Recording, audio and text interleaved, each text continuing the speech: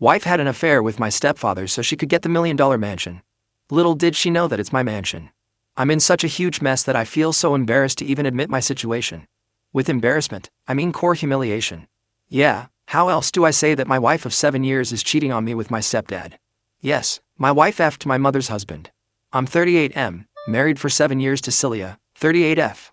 Our relationship has been very normal with our share of ups and downs. The downs were mostly because my wife felt I was too attached to my mom. Yeah, she called me mama's boy. Now, I'm not going to defend that because my mom is no longer alive. She passed away 2 years back. I'm glad that I was able to love her the way she deserved. She has single-handedly raised me and given me the best of everything she could and beyond her means. My mom was a single parent to me until 10 years ago until she met Andrew. Andrew was a divorcee in his early 50s when he married Mom. I don't know what my mom saw in Andrew that she married him after being single for 2 decades. Andrew was non-existent to me when Mom was here. I used to visit her twice a week, but my conversation with Andrew didn't go beyond formal greetings and a smile. I don't know why I was just not able to accept him as a father figure, but I never showed this to Mom. I was happy that she got a companion in her last days of life. And after her demise, there was no question of Andrew's existence in my life. I didn't even meet him after my mom's funeral, though he was still living in my mom's house. He became a matter of concern for me when I found him sitting with my wife with his arms wrapped around hers. It wasn't a friendly or elderly embrace. I didn't like the body language, or rather I should say their chemistry. It was also weird because of our family dynamics. Like I mentioned, I was never close to my stepdad, and neither was Celia close to him, so seeing such kind of comfort between them was very uncomfortable for me. I was in my car and they were sitting in a roadside cafe. I had left the office early that day to meet one of my old friends. The place where I saw them is far from my house and even my office. I usually don't go to that area. I went to meet my friend, but I was distracted most of the time. My friend kept asking me if something was bothering me. I just said it was just about impending work. How do I tell him what I saw on my way? I went home. I didn't think but confronted Celia that I saw her with Andrew. She turned pale and was lost for words. Then she was like, yeah, I met him for lunch. I asked her why all of a sudden. She said she bumped into him and then he offered to have lunch together. The way I was staring at her, she understood that I had seen something which I shouldn't have. She said your stepdad was really upset about losing your mom. I was trying to console him. The poor old man is lonely and has no one to talk to. That's why he held my hands while expressing his grief. You see, I didn't tell her I saw him holding her hands. I saw him wrapping his arms around her. And the way they were talking, it didn't look like he was sad or mourning my mom. They were not laughing, but their body language was flirtatious. I didn't say anything, but I didn't buy her excuse. I decided to sleuth the matter by myself before any further confrontation. Celia is a nail artist at a beauty salon. So, she works on weekends and is off on weekdays. It was never a matter of concern between us until recently, when Celia used to be too occupied with her work. We were having quite regular fights on this matter and she was not giving time to our relationship. She was fighting back that I was being needy after my mom's demise. She said that earlier I used to visit my mom twice a week, so Celia's absence didn't bother me so much. She is wrong. I used to visit my mother on weekends and on those when Celia had work. On her off days, I always ensured to return home on time to spend time with her. Previously, she used to fight that I was a mama's boy and now she was saying that I was needy. While all these were still going on, I saw her with my stepdad, and that added to my fury. A few weeks later, it was Thanksgiving. Yes, I'm talking about the last Thanksgiving which just went, and she insisted that we invite Andrew. I was surprised at her direct suggestion. She said Andrew was living alone and had no one, so as an extended family we should invite him. I told her that she never invited them when my mom was alive, and she was like, yeah, because they had each other to celebrate the evening and now that poor old man was alone. Ultimately, I gave in. I actually wanted to see how they behaved in front of me. I won't say they were normal because now that I know the truth. But they didn't do anything which would have caused suspicion if I didn't know the truth. I was silent for most of the time. I was never fond of him and my suspicions about him made me resent his presence. I felt he also understood that I did not like it. Overall, it was an awkward dinner with both of us eating silently and Celia trying to break the silence with some stupid topic only to get a fake smile from both of us. It was getting very difficult for me to live with a heavy heart, so I decided to chalk a plan. I thought of checking her phone, but that didn't work because her phone was locked and I didn't want to get into the details of asking for the password and all because she would get alert. So I came up with another plan. I told Celia that I would be going out of town for a couple of days for work purposes. On the supposed day, I left home early and went to my office normally. But before that, I had planted a GPS device in Celia's car, and I was tracking it remotely. Just before the afternoon, she drove to Andrew's place. I wanted to catch her red-handed, but I was worried that what if I showed up and they were just sitting and chatting? It would be like making a fool of myself. So, I asked my friend, Keith, for help. I told him about my suspicions and requested him to visit Andrew. It was a very safe plan. I told him to record them if he found them doing anything outrageous. The house lock was password protected and I was just hoping that Andrew didn't change the PIN. Keith was worried that Andrew might suspect him of sneaking into the house. I told him to just say that the front door was open and he was there just to check on him. The main door didn't open in the living area. There was a small passage that led to the living room, so there was no one that would suspect him of unlocking the door. After a lot of convincing, he agreed. He went inside but couldn't find them in the hallway. He then peeped inside the bedroom with his phone camera switched on. He had kept the phone in his shirt pocket with a camera popping out so that they didn't suspect him. He saw that the two were without clothes cuddling each other.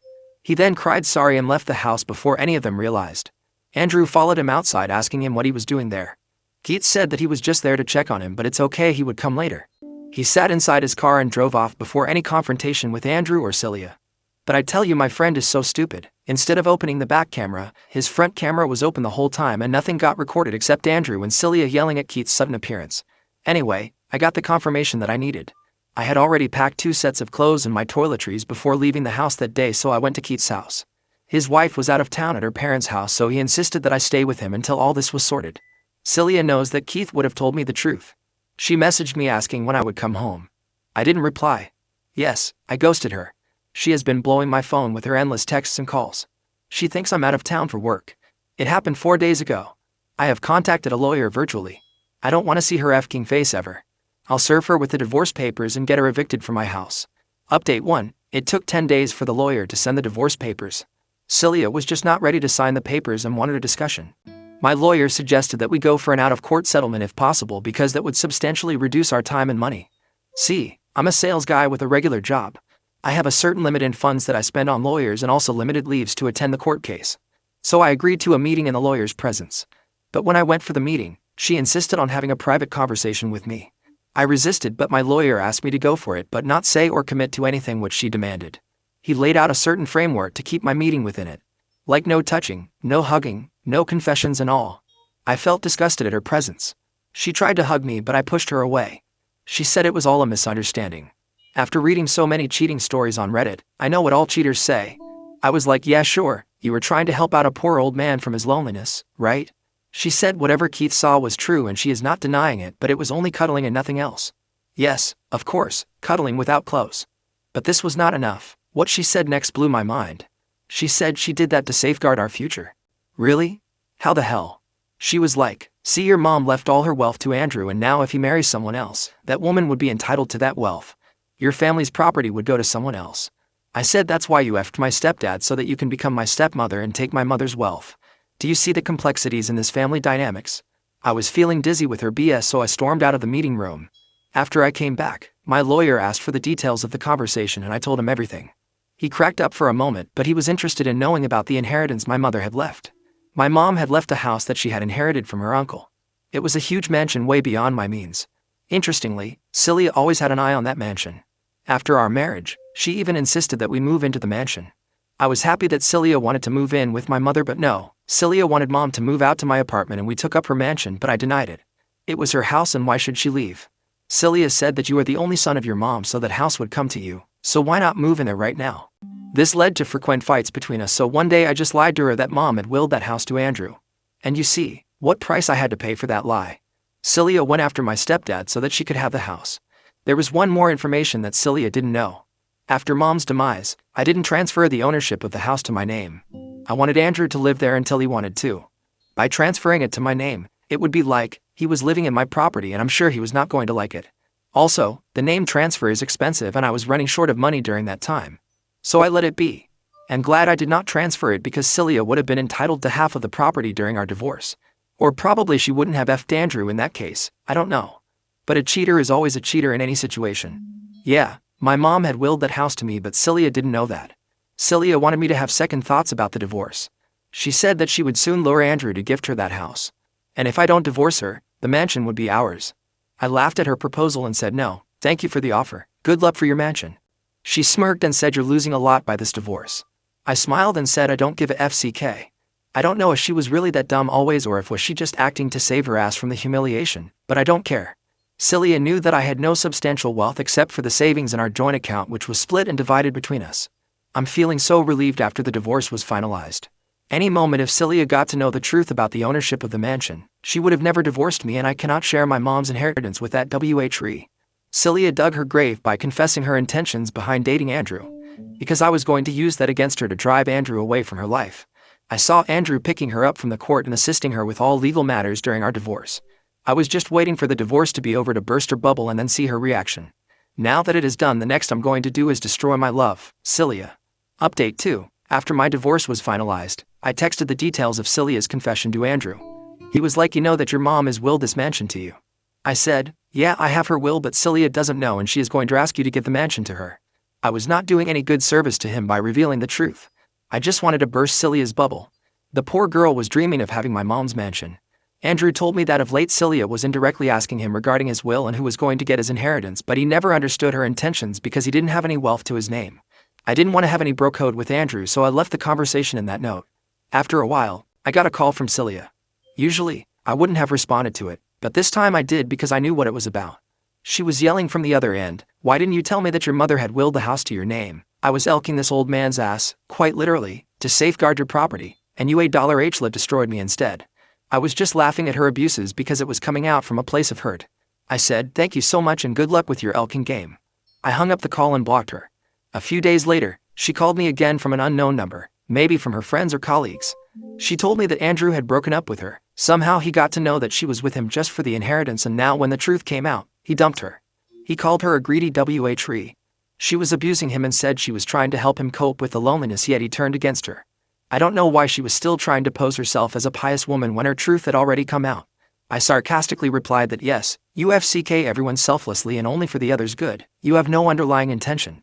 She said she was with Andrew for my sake so that she could get the mansion for me, and now she is saying that she was trying to help Andrew cope with the loss and loneliness. Wow. Such a pure soul she was. She didn't give up there. She tried all means to contact me, pleading with me, sometimes gaslighting me to get back together. She showed up at my house, my office, and even at some of the regular public places I went. Yeah, it's so unbelievable that she showed up at my gym and tried to corner me to speak to her. It was a hell lot of nightmare, but I ignored her as if she was just a stranger to me. Technically, she was a stranger because our divorce was over. Update 3. I thought that this saga was over, but my past popped out as soon as I changed the ownership of the mansion to my name. God knows what was her obsession with the house. I mean, yeah, it's understandable. Who would not want $1 million mansion to their name? But I don't know how long it would take for her to accept the reality.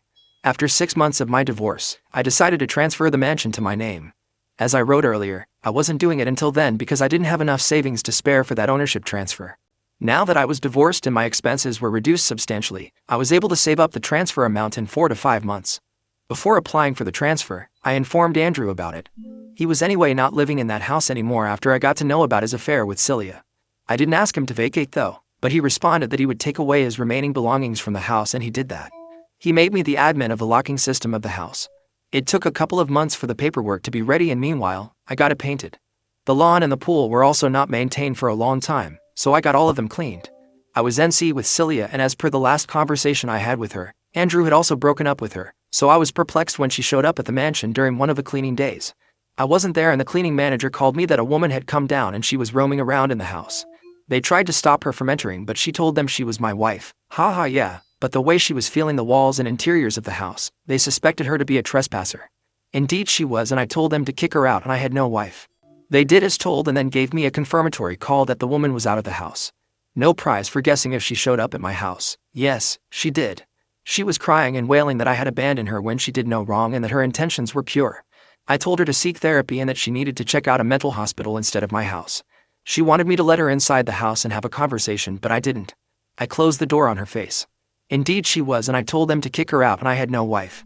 They did as told and then gave me a confirmatory call that the woman was out of the house. No prize for guessing if she showed up at my house. Yes, she did. She was crying and wailing that I had abandoned her when she did no wrong and that her intentions were pure. I told her to seek therapy and that she needed to check out a mental hospital instead of my house. She wanted me to let her inside the house and have a conversation, but I didn't. I closed the door on her face. I have also taken a restraining order against Celia on my mansion property. The chances of her sneaking into that place or vandalizing it were low because she had not been violent yet. Still, I didn't trust her, and I had to do this to safeguard the interest of the new tenants of that house. I don't want Celia to trouble them unnecessarily. It has been smooth until now, and I hope I don't have to make any further updates on this thread. I want Celia's chapter to end so that I can move on with my life. Now on to the next story. Story 2. Hooked up with a random girl on Tinder, turned out to be my professor's wife. I am a typical university student just trying to get through finals week. Tonight, after a very stressful day of exams and studying for my ancient literature class, I decided to casually scroll Tinder. It had been a while and I just needed to de-stress. Little did I know, this would cause me more stress than I could have possibly imagined. I swiped right on a girl who was less than a mile away. She was 25, a little older than me, but she was super hot and she seemed into me, so I went with it. She invited me over to her apartment, and she said that she had to go in 20 minutes, so make it fast. Needless to say, we got straight to business, but about 3 minutes after we began, we heard the front door open. She told me to stop, so I stopped and we listened. The footsteps came in our direction and I got pretty scared. I expected it would be like when my parents caught me a few years ago with my ex, and it would be embarrassment all around. Not at all. The ancient literature professor, who I absolutely despise, and whose test I was frantically studying for, walked into the room and froze. He saw her, gasped, and then saw my face. His face turned red, and he screamed, "Get the fuck out of my house." I'm pretty sure I lost some of my hearing from how loud he yelled. Anyways, I put my shorts on and ran back to my quad. Now, as I lay in bed, all I can think of is how my college professor saw me naked, not just naked but raw dogging his daughter without any clothes at all. He already didn't like me, and he is a very tough grader. So I already know that I'm going to absolutely bomb this final and destroy my GPA. I see him tomorrow at 11 a.m. Wish me luck and I'll update with what happens. Short update, because I have taken the exam but I still don't know what's going on. I'm going to star out all the personal info because this blew up a lot more than I wanted it to, and I'd rather not turn this into a school-wide scandal. I shuffled into class, praying that my life wasn't about to be ruined by this professor. Thankfully, the TA came into the room and said, "Due to a family emergency, Professor, name, will not be proctoring today's exam. He will email you back with your graded exam by the end of Saturday." Right after the TA said this, she started handing out the tests. When she came to me, she gave me this look and laughed before getting me the exam. I thought, great. Now the administration probably knows. Anyways, I took the test and actually, I think I did pretty well. As soon as I got out of the room, I checked my email, it's a habit, and Professor, name, had emailed me. Below is the email without the names. Op, name. Please meet my wife, myself, and the Dean of Academic Affairs in room, number, in the building tomorrow at 1 p.m. There, we will discuss our situation and how to proceed. Thank you in advance for your understanding and cooperation. Best, Professor, name. I don't know what to think. First of all, I didn't do anything wrong. I have no idea why his wife is getting involved, but there was verbal and written consent, and if I need to, I can use the Tinder DM history to prove it. Also, his daughter has an IUD, so there's no way that this is going to turn into a pregnancy. The main thing I'm worried about is how this will affect my relationship with my professors and the administration. I guess I'll update again, tomorrow after the meeting. Edit, okay. After reading comments about it possibly being his wife, his reaction in the meeting makes a lot of sense. And she never said anything about her and his relationship. However, I still very much hope that's not what happened, and I just terrified him at the thought of being his future son-in-law. Update 1, you guys wanted an update, so here it is. Over the last couple hours, I've gone from being terrified of possibly getting sued to possibly becoming a school legend. Unfortunately, a few of my friends found my Reddit post, and because of the class name and my professor being absent, they know exactly what happened. Anyways, here's the update. Right after making the last post, I got an email saying that the meeting had been changed. Everyone involved was supposed to meet a little later in a noise-proof room. BC, they didn't want anyone else to hear or get involved. Anyways, we met at around 2:30, and the professor and the Dean of Academic Affairs sat across from me. Like many of you predicted, his wife, the person who I now know was the daughter that I hooked up with, walked in, with a ring this time. Luckily, she and the professor didn't try to make any claims, like assault or malicious intent. Surprisingly, the meeting was pretty quiet and simple. 2 other professors would evaluate the class exams instead of professor, name, to ensure fairness. Under the student handbook, the professor, if they have an issue with a student, is required to submit all of my previous exam/class materials to the administration for evaluation. Probably obvious, but the scheduling office will put me into another professor's class next semester. I know that the meeting went as well as it could, but my situation is far from perfect because my friends found the posts and have told a large portion of our friend group. Damn casual Tinder hookups.